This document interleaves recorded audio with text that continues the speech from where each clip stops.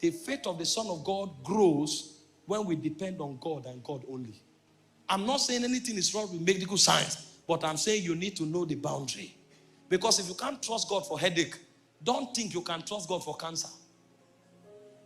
If you cannot trust God for fever, don't think you can trust God when cancer shows up. And so ask people who manifest this faith, they will tell you they made a resolve.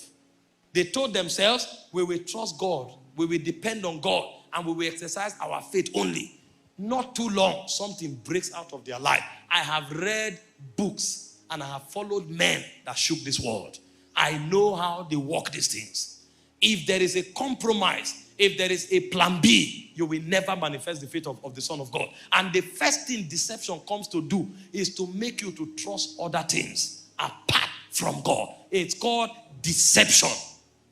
The second thing the devil will bring to kill this order of faith is in the next two scriptures. Matthew 24, verse 7. Quickly, let's run. I'm running out of time. It says, for nation shall rise against nations, kingdom against kingdom, and there shall be famine, and there shall be pestilence, and there shall be earthquakes. Go further. It says, all these things,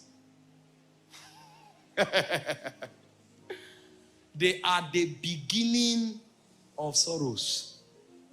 Sorrow is coming. Pains, pestilence, famine is coming. Thank God for the windows he creates through prayer, through prophecy. But the world generally is heading towards the end. And the only thing that will preserve you is the power that you have built through faith. It says rumors of war, pestilence, famine, sorrow of all sorts. And the devil will deliberately orchestrate this to create the second system that weakens faith. It's called fear. And so you will find many people, their faith will be paralyzed because of the things they are hearing.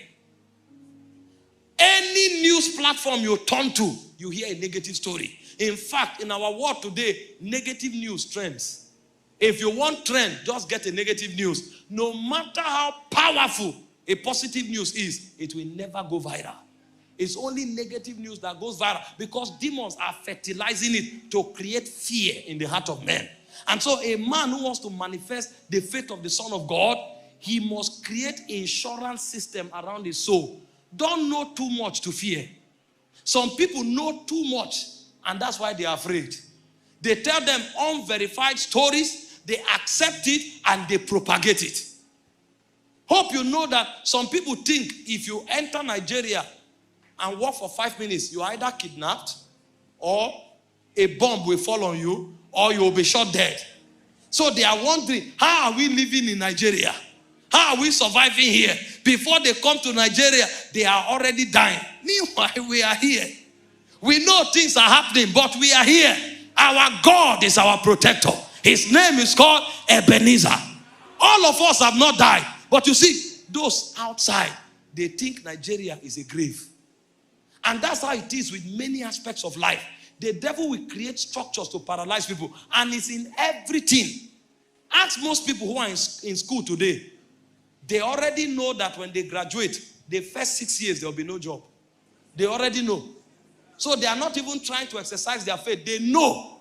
Then what is the place of divine speed? What is the place of divine favor? What is the place of time and chance happening to them all? But if you adopt fear, you paralyze your faith. If you adopt fear, you weaken the potential of your faith. So a man who wants to manifest the faith of the Son of God must know what to do to remove fear from his life. Remove fear. And the quickest way to remove fear is not to expose yourself to negative news. Expose yourself to the good news, which is the gospel of Jesus Christ. If you saturate yourself with the word, even if there is problem, you will tell yourself, my story is different. When I come there, the protocols will change. Ask those who are making impact. That's their mentality. Where do you think you will go to and there will be no opposition? The reason you will go and succeed is because you refuse fear from paralyzing you. Ask those who are in business today, they will tell you. They will tell you thousands of people who tried and failed. If you adopt that position, you are gone. The reason you will come out is not because you will overcome the challenge. It's because you will overcome the fear. They tell you, of the 10 people that had cancer, 9 of them died, though. And the moment they came to stage 2, it was over. It's not true. It's not true. It's not everybody who had cancer died. There were many who defeated cancer. There were many who came out of it. So you will not overcome cancer until you overcome fear. And what the devil will do is to paralyze you with fear. And so the reason a generation cannot manifest the faith of the Son of God is because they have allowed fear to inundate them. There are many ladies who are not married and they tell them, you are 33? May God have mercy. 33? Marriage is not a function of age. It's a function of favor. It has nothing to do with age. It has everything to do with favor. Some people have the best marriages at 37. Some at 38. Some at 40. But if you allow fear enter you, you will be shocked that you will move from 32 to 33 to 34 to 35 to 36 and you will die of depression. You may even commit suicide. I'm not saying you should marry late, but what I'm saying is wherever you are, when God comes for you, it can be glorious. Never allow fear to dominate you. It's a strategy of the devil to stop a generation from walking in faith. What do you call a testimony? A testimony is not what you got easy. A testimony is a challenge you overcame. And so many people you see testifying every day. They are testifying every day because they are fighting battles every day. It's because they are overcoming. That's why they are having testimonies. And the reason they are overcoming is because they made up their mind that they are more than conquerors. They made up their mind that they will not die in that pit. They made up their mind for themselves. Their own story is different. That's how they came out. If you allow fear, you will immobilize the forces of faith. So if you arise to the ability of God in you, you must understand the protocol that works it. Number 3, go to that same scripture. This is Jesus giving us a narrative of how divine possibilities will vanish from the face of the earth. Because the people and the church he came to raise is a church that manifests God. But Jesus is telling us in the last day, this church that should manifest God can become so godless and it will look as if even the story of God was a lie. And this is the protocol from deception to fear. And then from fear, he went to the third. Quickly, verse 8. It said, all these are the beginning of sorrow. Verse 9. It said, and they shall deliver you to be afflicted. I said, they shall kill you, and they shall hate you of all nations for my name's sake. The third thing the devil will use is affliction. And so a man who will manifest the faith of the Son of God must learn how to endure affliction. He wrote to Timothy, said, endure hardship as a good soldier of Christ. If you are part of those who give up easily, you can never manifest God's potential in your life. If you are part of those who give up easily, you can never become a wonder to your generation. Jesus is the one teaching here. He said, many, because of the affliction, he said they will give up. But the Bible teaches, he said to glory in your tribulation. James chapter 1 verse 2, it says, count it all joy when you go through trials and tribulation. If you are cultivating faith, everything the devil throws at you, you will call it a school.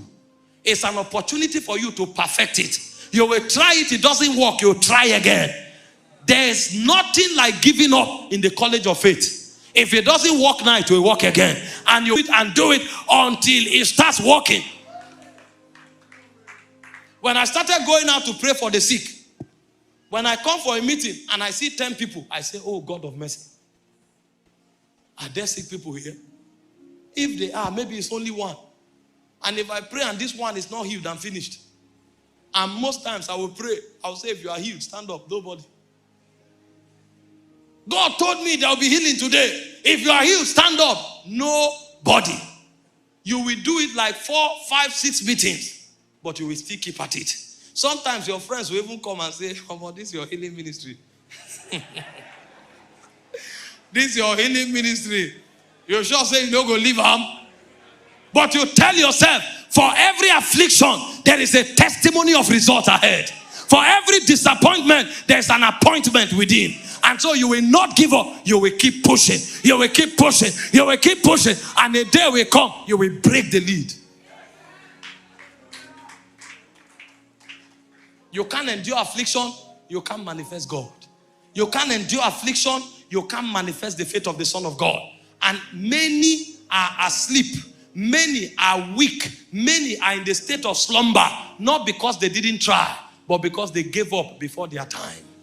They gave up before the time of manifestation. I'm telling you, there are many business giants today who left the business world because they could not endure affliction. There are many great prophets today who are no longer preaching because they gave up. You went, they shut the door. You went, they shut another door. You went, they shut another door. And you said, this thing is not for me. Ask those who are doing it.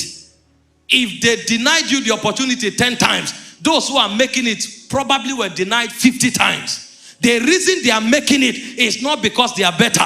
It's because they refuse to give up. And so for you to manifest the faith of the Son of God, you must have a thick skin. You must endure disappointment. You must endure affliction. You must endure shame. You must endure pain. You must endure whatever the devil throw at you. You tell yourself, it's not working today. I'm still learning something.